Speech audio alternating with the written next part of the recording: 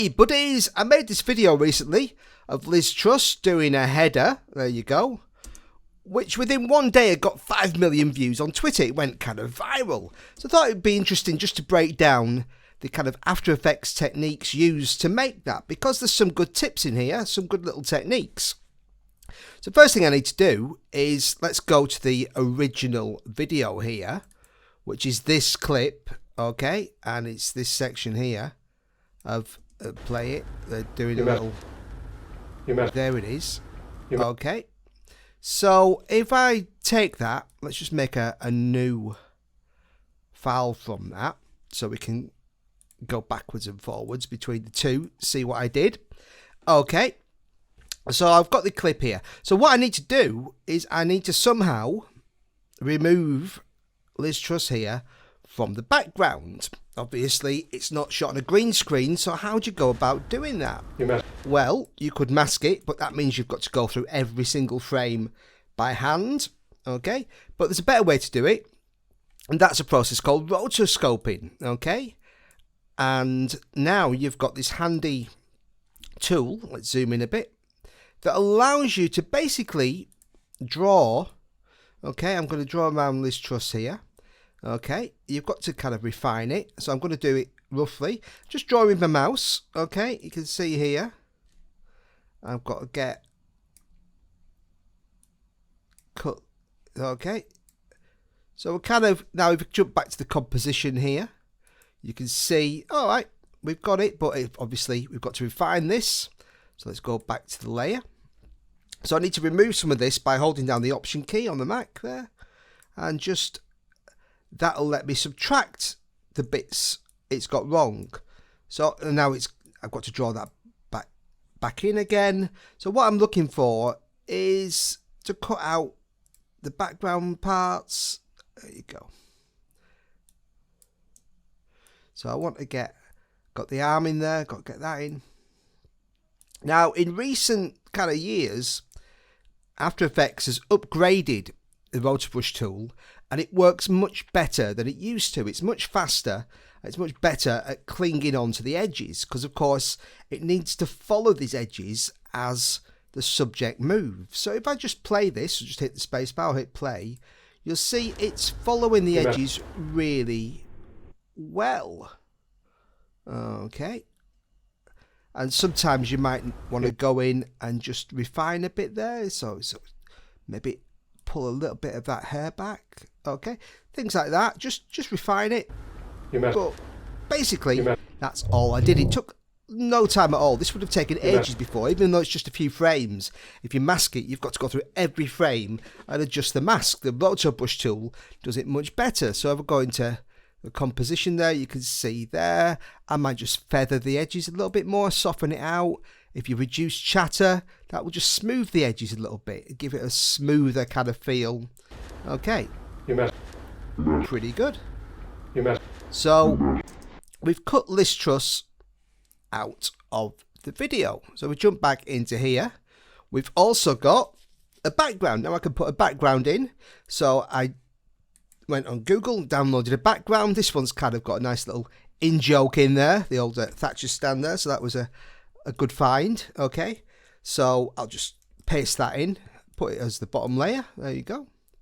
Alright, and we've got to kind of move this around. I also changed the composition settings. Okay, make it a little smaller.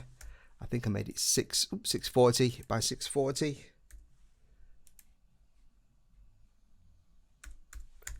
Okay,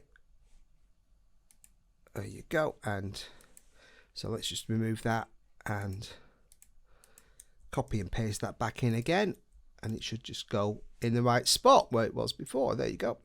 And now I can obviously move, not the background, click on Liz Truss layer, move that about, kind of in the same place. Yeah, it's about the same place there. Something like that. Okay.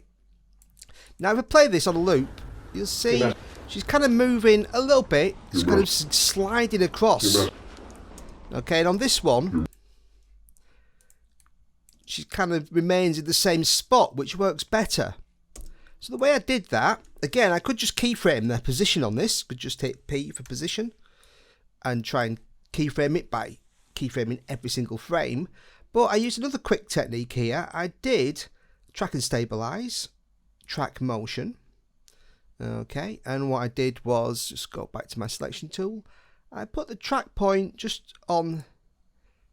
Okay, so I've got other tutorials explaining in more detail about tracking and stabilize, but I just tracked this, hit the play button, kind of tracking her foot there, and then I'm going to do stabilize and hit apply. Okay, so this is doing it really quickly. Let's say I'll go for that, and now you'll see that it's actually kind of stabilized her position. It's added the keyframes for you. Okay, so that loops a lot better now. She's not kind of sliding across the floor there. Okay, so we're almost there. Now, if you look at, okay, the color here, on this, because it's indoors, she looks a bit blue. She's got like indoor lighting, but this one is want to make it look like it's outdoors. So what I did here was quite simply, I just used the Lumetri color effect, okay, and I just changed some of the curves there, okay, just to brighten it up, and also I did some of the in the basic selection. I just changed the white balance a little, so adjust the temperature. So I'll give it more of a kind of sunny temperature by just warming the temperature up. So it's got more of a kind of outdoor look there. Okay, so if I just hit copy on that, copy, jump over to this one, I'll paste that effect on. There we go. Okay, so that's the color. So we're kind of getting there. Now I just need to put in, there you go, a ball. Okay, so here we go.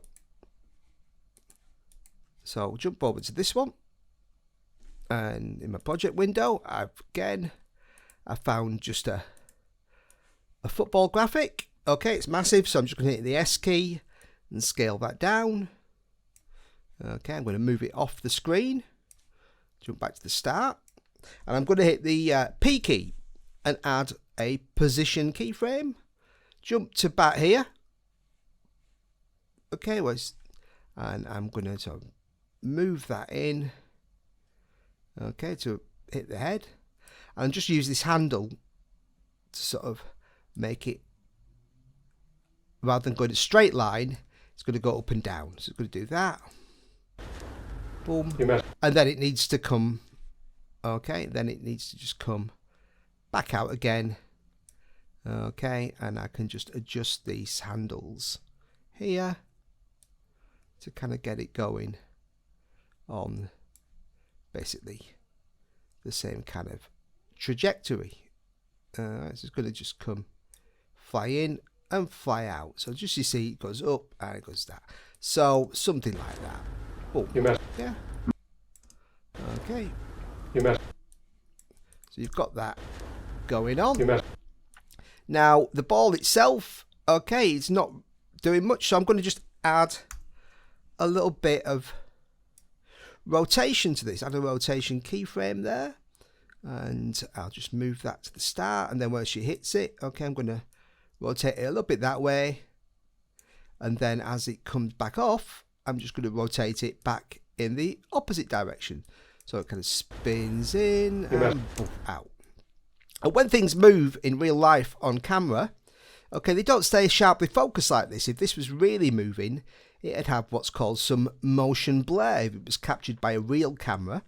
Okay, and we can fake that in After Effects. Okay, I'm going to turn on motion blur here for the composition, and then also turn it on for that layer. And now you can see as it flies in, it looks like it's actually got a little bit of motion there. Okay. So, and also I did an accidental undo on this. Okay, so let's just go back to my motion tracker here, and let's just apply that again. Okay, so she's still. I just accidentally hit a undo. There you go. Boom. You messed. Boom. Almost there. One last thing that would just help sell the effect a little more. Obviously, no one's going to believe this, but you know, little details help. Is we've got a shadow here, which is nice. Okay, so how do we get a shadow falling on this? Well, what we need to do is we're going to make these layers 3D layers by just clicking this little cube icon here. Okay, and that means you can put a light on them. Okay, so in here you can see I've got a light layer. Okay, and I'm going to put that layer, new light. Okay, I'm going to do put that. I'm going to tick this thing that says cast shadows. Okay, I'm going to put the intensity 100. That's its default settings there. And shadow darkness, I don't want it like completely dark. I want it, and diffusion is kind of a softness. So I don't want the shadows to have a hard edge. So I'll put them both at 50-50. Okay, so we get this light, but you can see the light also affects the list truss layer and the ball layer, which I don't want it to do. So I'm just going to open up these layers, okay, and go to material options, accepts lights. I'm going to turn that off, but cast shadows I'm going to turn on. All right, I'm going to do the same for this layer. Okay, and we're going to go to material options, cast shadows on, accept lights off. Okay, so we're almost there, and this background layer, this doesn't even need to be 3D. Okay, so that's just going to stay where it is. All right, so that won't be affected by the light. So nothing's changed yet, because at the moment we don't have anything to cast shadows on. So I'm going to go layer, new solid. I'll make it a white solid. Okay, like that. Just going to move the anchor point down to the bottom. Okay, hold that up. There you go. And just rotate this. Going to make this 3D as well. And I'm going to rotate this down. Okay, so it's going to kind of go that way. You can see it's now it's getting shadows. All right, so I'm going to move this out. Make this big. Okay, so basically want a layer that kind of matches the pitch. Okay, so we're almost there. And now again, I'm going to go into the material options. And what I want to do here is where it says accepts shadows. If I hold down the option key and click on that and move and just click, okay, I can choose off, on, or only. So I can no longer see this layer, but I can see the shadows. Okay, now I just want to go into my custom view here. And what I want to do is grab this light, and I'm going to kind of move it higher and across. Okay, so we, not too much. Moving too far. And up. So what we want to do is get it in a position where we're kind of casting the shadows in the right place. Okay, let's go back to our active camera view. Okay, so you can see how if I move this light. Okay, so we start. So this needs to be higher up. Okay, and also this layer, this bottom layer here, it's quite solid. I'm just going to move that up so it kind of matches her feet, like so. All right, and now you can see we've got this shadow coming in, and you know, I took a bit more time kind of adjusting the position of the light to kind of get it in the right place. But you can see there as I move the light. Okay, so you can take a bit more time with that, just getting the adjustment of the light right. Okay, there you go, something like that. And where you move it. Okay, the custom view is really handy, kind of seeing where it is, and also this floor. I can also change the look by just rotating it more. Okay, so I want it kind of look flatter. Okay, this light a little higher. Oops. A little more across. Yeah, so just moving it there you go. That's kind of better.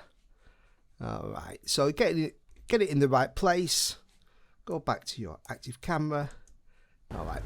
Okay, so you can see there. Again, take a bit more time just getting that light in the right place. And so on this one, kind of got it nicely in the right place for where the shadows fall. Okay, again, there we go. And there you go. So we've got that one, and okay, make that 3D again. There you go. That's why the shadow came off. All right, so you can see there's my shadow. Last thing I did, I just put my name on the bottom because obviously lots of people ended up downloading this, using it themselves, but that's fine. That's the nature of memes. You let them out into the wild and people do their own things with them. That's all groovy. Okay, so there you go. And the last thing I did was I've done this. I wanted to put a sound effect on it. Okay, so I'll just save what I've done. Okay, so make sure I've got it saved.